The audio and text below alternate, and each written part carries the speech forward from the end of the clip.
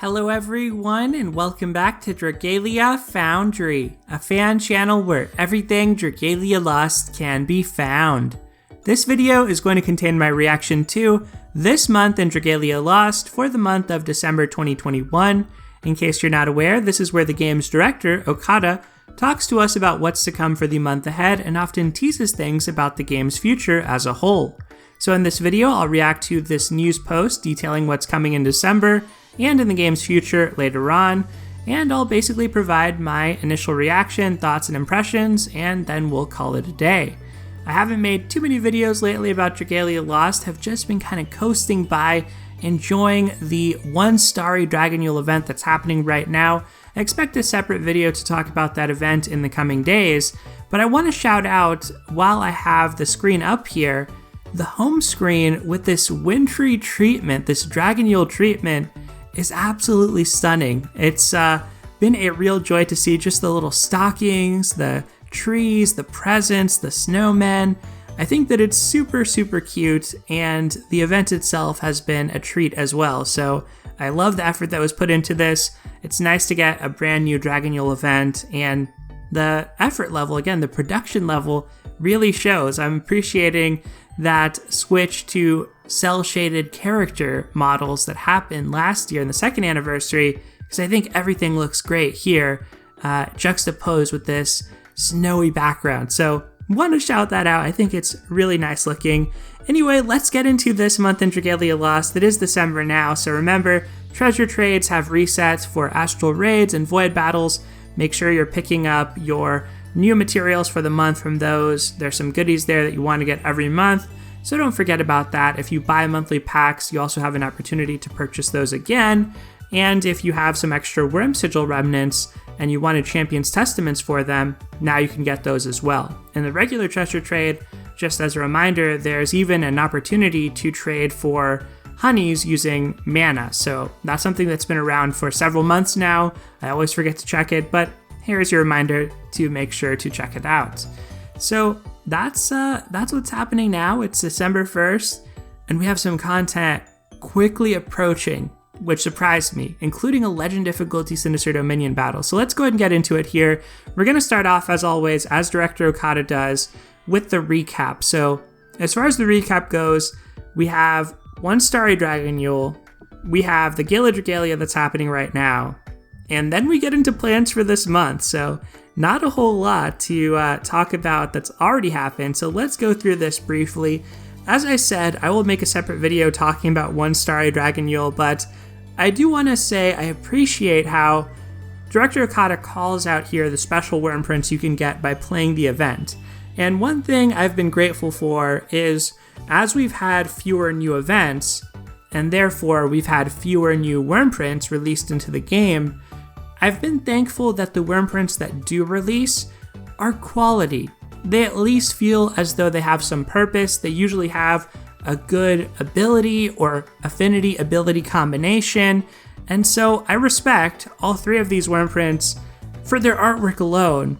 I believe that they should be in this game. I love them. They're awesome. All the scenes here are super sweet, but I respect the fact that they're also at least somewhat useful from a gameplay standpoint. So on the left here, this worm print provides Shadow Critical Rate at a 4-star rarity, as well as Bat's Boon, which can help with blindness resistance. The second worm print provides Light Skill Haste up to 10% at a 5-star rarity. It's our first 5-star Light Skill Haste worm print. And it also has the Serpent's Boon affinity, so that can help with your Curse Res. Yeah, Curse Res, because I remember, because I'd often want to put that onto Julieta to give her both Poison and Curse Res. And then on the right here, this worm print gives Lance Critical Rate.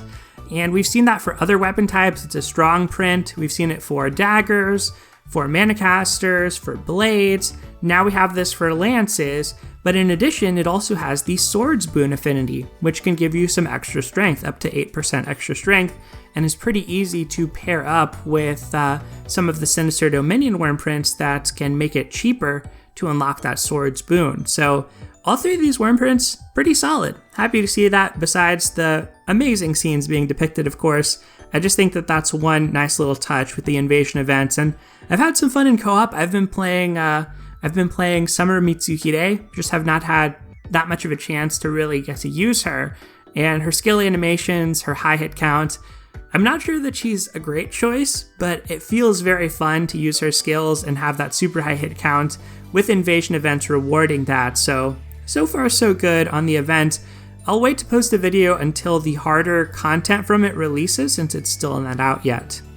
Anyway, let's now talk about the Gala Dragalia that's happening right now.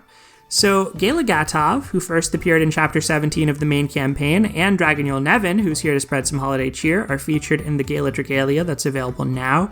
I still am sticking to waiting for the next showcase. I don't think I'm going to summon all out on this one, but I must admit, I have been using Diamantium for the daily deals, in the hopes that maybe, just maybe, I'll be able to get Gatov or Nevin. No luck yet. I think we only have about a day left in order to luck out for one of them, but I'm very tempted. I want to wait and see on the next showcase. I'm super hoping that Nevin will be sparkable on that one, but even then, it's not like I have a lot of resources to spare to spark, so there's some real temptation here from players who have summoned these characters. Just reading the community response, Gatov is apparently quite a good DPS, very fun to play. That's something I've seen posted a lot. Very entertaining playstyle. I've played a couple of co-op rooms with other players being Gatov, and it does look quite fun. And Nevin, despite, it turns out, not being able to provide amps through shared skill, once his sigil is released, he's a very strong wind DPS. Similar in power to, let's say, a Gala Ronzel after that point. So one of the better DPS in the wind element. And remember, in Sinister Dominion content, depending on the phase of the fight, your sigil will start off released. So I guess for not Jaldabaoth, but for, I guess, Iblis, he might be really good, because I think... Oh no, wait. I'm misremembering the order. No, for Jaldabaoth, which is coming up, it's going to start with Wind, because on Legend difficulty, they switch it. It was Flame Adventurers into Wind Adventurers up through Master or on Master. For Legend, if things go as according to Lilith, then you'll start... Oh wait, but no, therein lies the problem. You'll start with Wind Adventures and then you'll switch to Flame. But you want to be in that second cohort of adventurers to get the free sigil unlock. So it actually will be against Iblis where he'll likely shine the most, on the Legend difficulty at least. For Master Jaldabaoth, probably going to be pretty sweet as well, but apparently he's pretty good, and even against Legend Ciela. So put up some impressive numbers, not as useful for the shared skill aspect, but as a co-op DPS, looks like a strong adventurer. I'm very tempted, but let's get into plans for this month to understand why I'm choosing to wait. And that is going to be Dragonyule Ilia. She's featured in a prize showcase.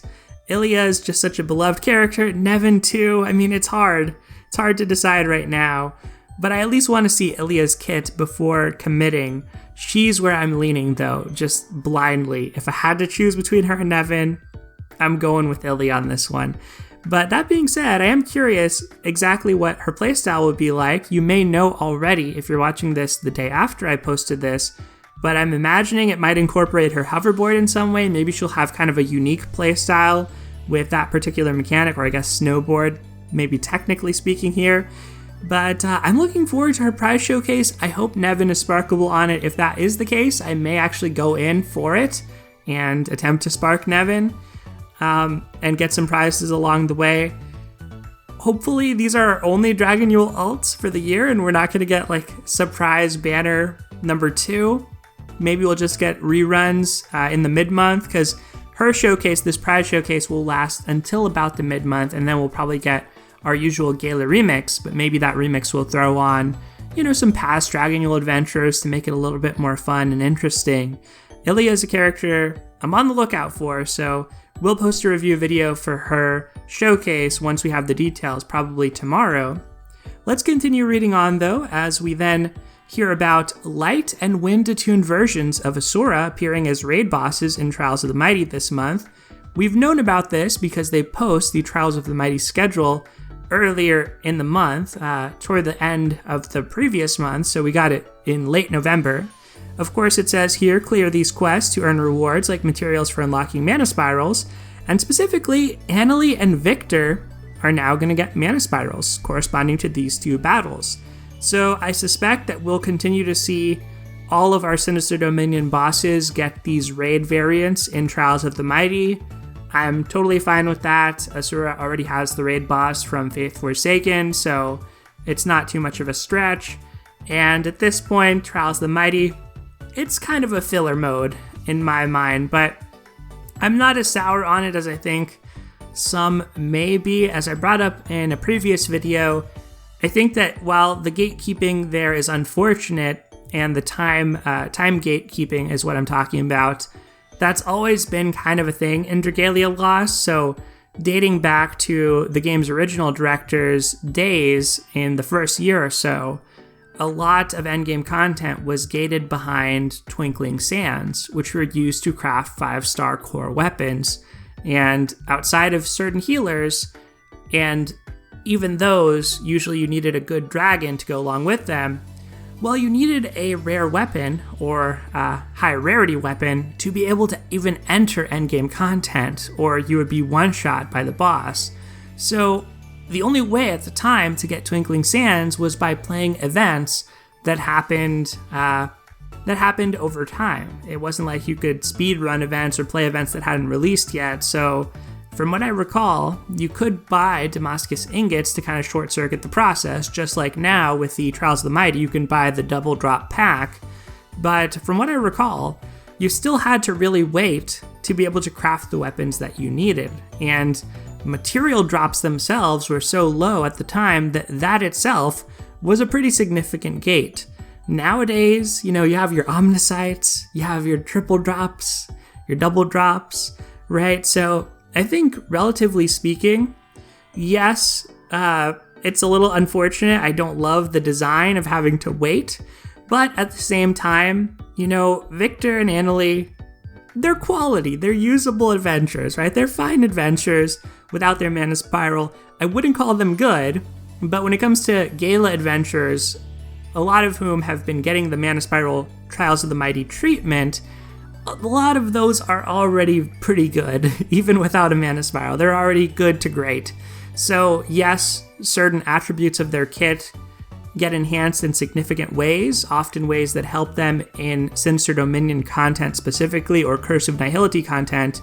So it does feel bad to have to wait a little bit, but a lot of times these characters are already good, and sometimes the gates will just be like your Eldwater, your resources, to invest in these units rather than the time itself. So that thinking about it that way has kind of led me to feel a little bit better about it, for whatever that's worth.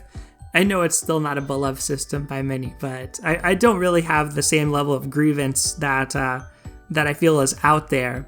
Having said that, I have started to splurge a little bit on these double drop packs. I found it makes my legend life a lot easier, and I also just want to be able to build more characters to potentially create content around them and have them in my roster, so at least I can try use them for various clears. So that's where I've landed on things. Victor and Annalie, certainly deserving of the mana spiral treatment. I said that they're okay, or maybe good, but they're by no means great, and they've really fallen from where they were. Victor in particular was a staple back in the day in High Mercury's trial, and in particular when the expert and master difficulties of that released, you would have the old, double welly, Victor, and who was the other unit? Who was the other unit that would show up in those comps? Wow, I can't remember. This is so sad.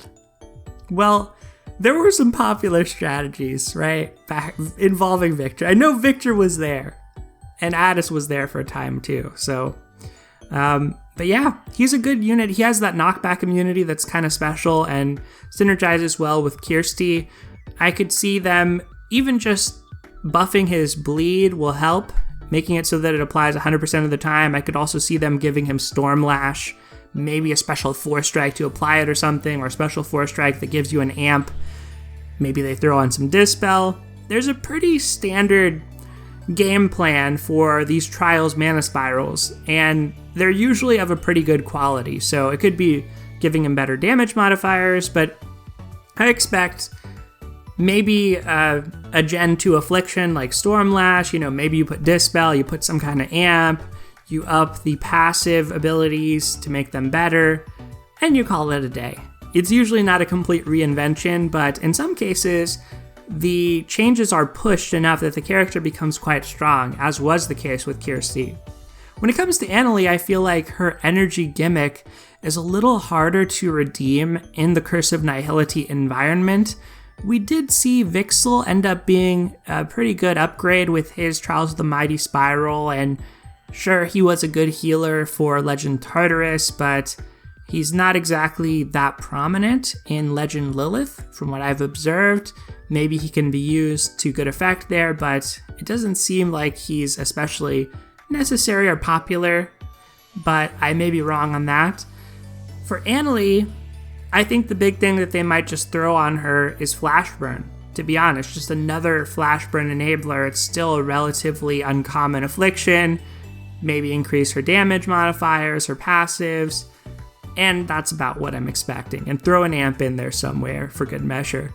But yeah, I'm curious to see their exact spirals once they release.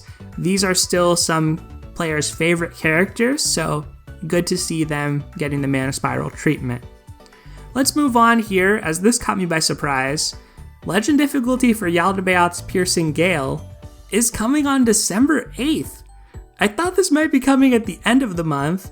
To see it coming so soon, a week from today, really surprised me. I still have some Legend Lilith farming left to do, and this was even with a mistake having happened last week where Legend Lilith actually had double drops by accident.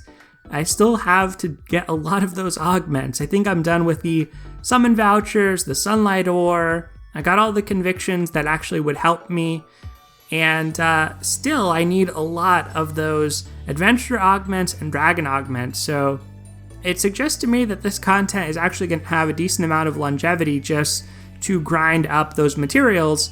I don't know, or don't expect really for that to carry over to co-op play, but at least for solo play, I think that you're going to be able to play it for quite a while and at least eke out some value little by little. So let's see what happens with the treasure trades once Jaldabaoth comes out. I expect, of course, new trades to be available for Jaldabaoth specifically, and he'll probably have a prism that's unique to him, similar to the, I think, Twilight Prism was it called, for Lilith. But maybe they'll also refresh what was tradable for Lilith mats as well. It feels a little soon for that in my mind, but maybe it's been longer than I realize. So I just kind of expect them to kind of add on to the treasure trade with Jaldabaoth stuff, rather than refresh the Lilith stuff, but I'm excited to see this fight happening so quickly. If I can only get my elemental order straight, I'm pretty sure you're going to use a wind team, and then you're going to use a flame team.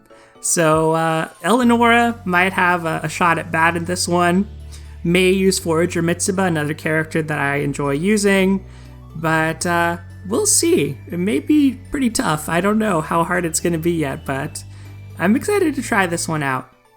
Okay, so after Legend difficulty of Jaldabaoth's Piercing Gale, then in mid-December, we're getting the return of the Great Dragonyule Offensive Onslaught event.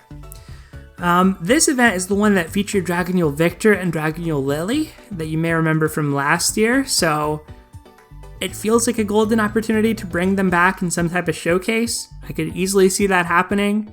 And the event itself was a cute one. It's a fun pairing of Victor and Lily. Special bonus for the fact that Victor is getting a Mana Spiral this month. It feels almost intentional. There's this Annalie Wormprint. Annalie gets a Mana Spiral. Victor gets a rerun event. Victor gets a Mana Spiral. It's almost like they planned this out. But I don't remember that much of the event other than like the explosions and the presents. I probably won't play through the story again, if I'm being honest. I will probably auto my way through this event, having played through it once before. but for those who missed out on it, I think there are some stickers that may be exclusive to this that would be fun to get. Oh, the Ring-a-Ling sticker might be exclusive to this. Yeah, that's a really important sticker, so that's good that this event is coming back. Let's move on here to part 1 of chapter 23 of the main campaign, being added in late December. With every new chapter, we draw closer and closer to the heart of the story. In particular, we will learn what happened in the aftermath of the Faith Forsaken raid event. If you're not caught up on that story or just need a refresher, the Faith Forsaken Part 1 and Part 2 events, both parts, are being added to the event compendium in late December. Solid, okay. Okay, good to see these events going into the compendium. I was kind of surprised Dawn of Dragalia from the half anniversary earlier this year didn't make it to the compendium. Was super hoping for that for Humanoid Midgard-Sormer to be available on a permanent basis because he is a really good free adventurer.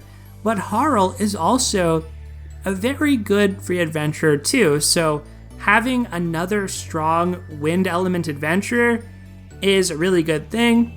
These stories, as interwoven as they are with the main campaign, it feels appropriate that they'll be available there on a permanent basis, not just in Knott's Notes, which has been really nicely upgraded as of the last version update, but to actually play through the battles as well. I think it's a good thing that these will be in the compendium. Let me know what y'all think about Knott's Notes, by the way, because I feel like it's a lot closer to the vision that people had of an encyclopedia at this point in time than it was certainly when it initially released. The extra stories and content that has been added, I haven't delved through and looked through it super closely, but it's a nice update. It's a data-intensive one, but a nice one, so I'm curious to hear for encyclopedia fans, what have y'all thought about that?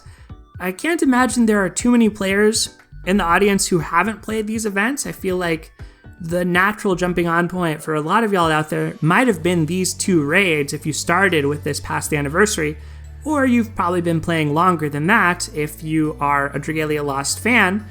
But, there may be some people who started here in November and missed out on these and caught up on the main campaign and have no idea what's happening. For those people, and then for future people who are going to be joining the game at later times, I'm glad these are going to be in the event compendium. Okay, then we have various events planned to ring in the new year at the end of December. For further information, please see the corresponding notification and information on our official Twitter account when it's posted. Okay, so thinking that we're going to get another New Year's raid event. Besides that, I could see us getting maybe another Scratchathon type of reward. We also will probably get, actually in New Year's case, we usually get lucky letters as a special thing that you can collect, and a cleaning event, which is really just a farming opportunity, but it's treated as a New Year's cleaning and flavor. Maybe we'll also have some prize showcases or reruns of the previous New Year's showcases. Maybe they'll even rerun the events, who knows?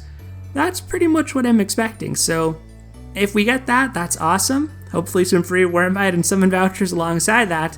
Anything beyond that is the cherry on top for me.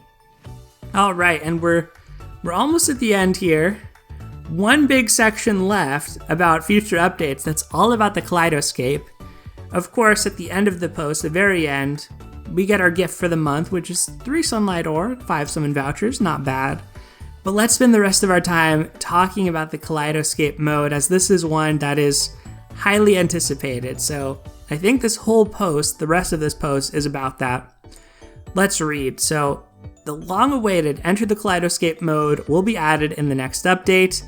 I love how they say long-awaited, or Akata says long-awaited, given that this has technically only been announced since September of this year, yet it was part of data mines that took place in the very first year of Dragalia Lost toward the release, so yeah, it's definitely been long awaited despite it only being announced fairly recently. You begin your journey by selecting a single adventure from your roster to explore the labyrinth. There's only one goal: reach the bottom in one piece. Your adventure begins at level 1, but will increase in both level and strength as they collect weapons, worm prints, and more from treasure chests and defeated enemies. Keep your wits about you and see how far into the mysterious Kaleidoscape's depths you can reach. So you can see an equip screen here, or an inventory screen. The equipment that's shown, there's a weapon on the left, there's 3 wormprint slots, and then there's an adventurer pouch with 10 additional slots that appear to at least be able to hold weapons, possibly can hold additional wormprints, and a Fafnir pouch that has a skill icon of what looks to be Dragonyule Xander's shared skill, of all things.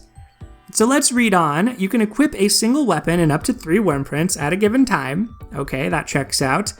Even if this equipment appears identical on the surface, each has its own varied collection of stats, skills, and abilities. So be sure to examine your loadout down to the finest detail and upgrade when something better comes along.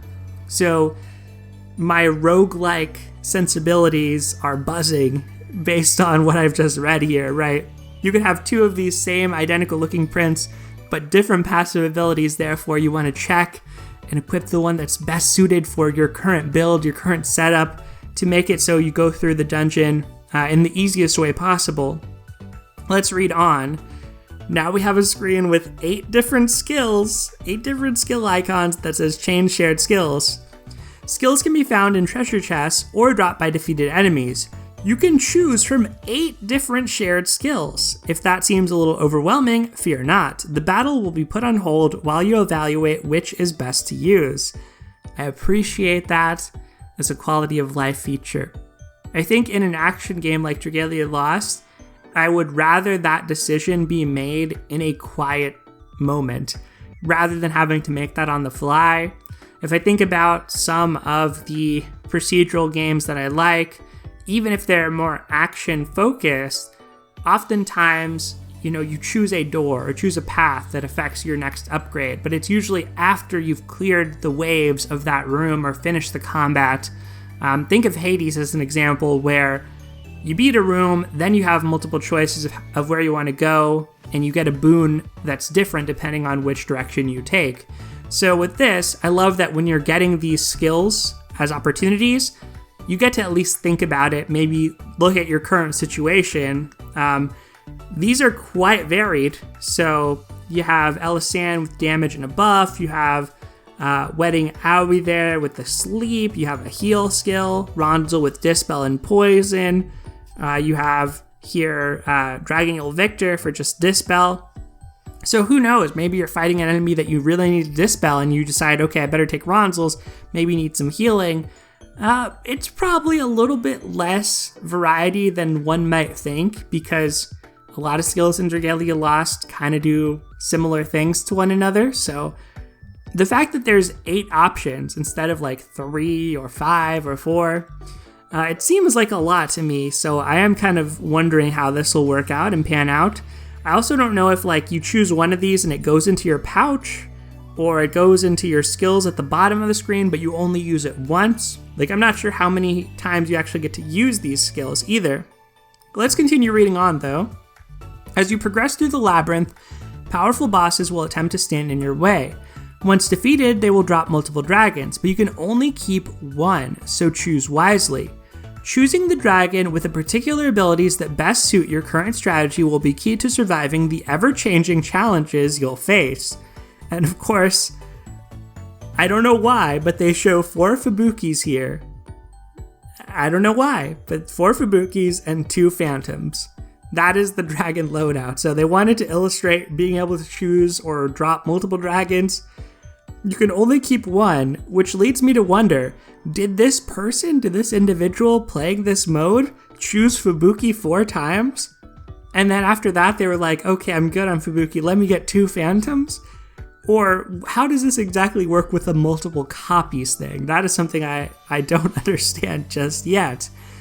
But, you get to choose between dragons. It feels appropriate as a reward from the boss fights. I like how they've incorporated everything into this. The shared skills, the weapons, the wormprints, everything feels like it has a little place, a little home in this mode, which has me excited for it. I know we've had modes in the past that have underwhelmed to a degree, especially for some of the audience. Sometimes that's because it'll feel too easy. Sometimes it's because it'll feel too hard, depending on who you're talking to. Maybe it's the Battle Royale where it feels like something we never asked for, or maybe it's even just defensive battles, which is something we asked for, but then just didn't feel as fun as we repeatedly played the maps and became way too strong for them. I'm hoping that this is fun. It's fun to replay. I'm optimistic right now. Like, there are certain things to this that I think will make it feel fresh every time. I feel like it's well balanced within itself because you do start over from the beginning. So unlike our defensive battles, let's say, where it's always the same map and we're always way too overpowered, hopefully this will be nicely adjusted to feel like a challenge and feel fresh. I'm excited for it. I think there's so much potential, but I do want to caution that we've had hopes in the past, and sometimes it's not exactly worked out as planned. But you know, it's a new opportunity. It's a new opportunity, a new mode. I'm pumped about it. So like skills, you can choose which dragon to shapeshift into from the collection that you've amassed along your journey. The action will remain paused while you decide who to shapeshift into, so read the battlefield and evaluate your options carefully. Note that certain rules apply to adventurers with unique shapeshifts or dragon gauges. Everyone needs a helping hand now and then, and this Fafnir has your back. You're still in the driver's seat, but as you explore and fight, the Fafnir will provide support by attacking enemies and restoring your HP. Aw yeah, Fafnir looks super happy there. Further information is going to be made available when the mode is released, so that is pretty much all we have about it. The Fafnir feature reminds me of like Cappy or, I don't know, Bowser Jr., right? Just kind of like your OP helper that in couch co-op gets all the perks and is invincible.